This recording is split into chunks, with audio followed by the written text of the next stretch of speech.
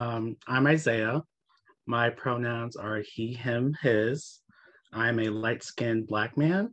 Um, and my hair, I have a black mini afro going on, and I am wearing a black shirt with clear framed reading glasses.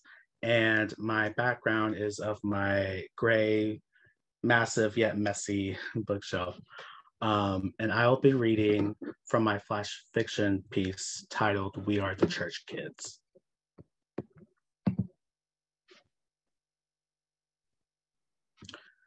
We are the church kids, the ones who put a smile on our face to respect our elders, the ones whose parents forced us to sing in the youth choir so we can show our love for the Lord. On days when we want to hang out with our friends, when all we want is to show our friends the real us, behind the smiles, behind the yes ma'ams and no sirs, we instead wake up Saturday morning to practice for Sunday service. We drag our feet through the church doors and impatiently wait for the clock to strike noon. Some of us try desperately to sit in the back of the pew so we can mumble the lyrics and hide behind Nora's voice, the girl whose mother is a choir director and always has to drag Nora to the center stage to practice all the solos because she's the only one who can sing, who can stretch her voice to reach the notes none of us can hit. On Sundays, when it's time for her to sing her solo, the church gives her a standing ovation. We're always grateful that her talent has made us look like God's special angels. With a voice like hers, nobody in the church talks about how Kalia was caught sneaking out of the house to see a boy who's about to graduate from college, or how Jubilee shares cuss words with her friends at our high school like it's their second language, or how Darren stole the church keys from his father so he could lose his virginity to Rodney in the pulpit.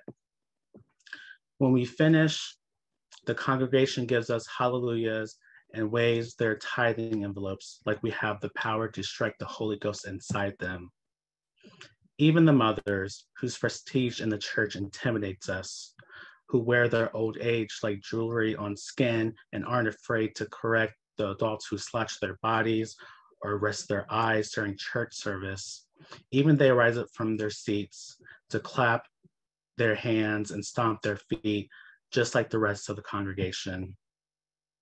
In exchange, we give them smiles after church when they come up to us and say how proud they are of us for singing our hearts out, even though we know the secrets they hide under their tongue from the whispering lips of our parents' conversations behind closed doors.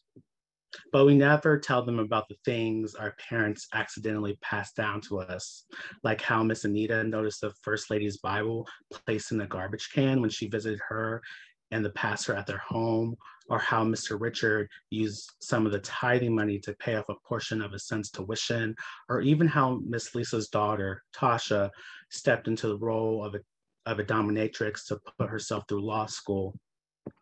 We keep quiet instead and continue to pull out our smiles until the soreness settles in our cheeks, say our yes ma'ams and thank you sirs like good Christian kids, and do it all over again for the Lord, for our elders, for the mothers, for our parents, for the church. Thank you.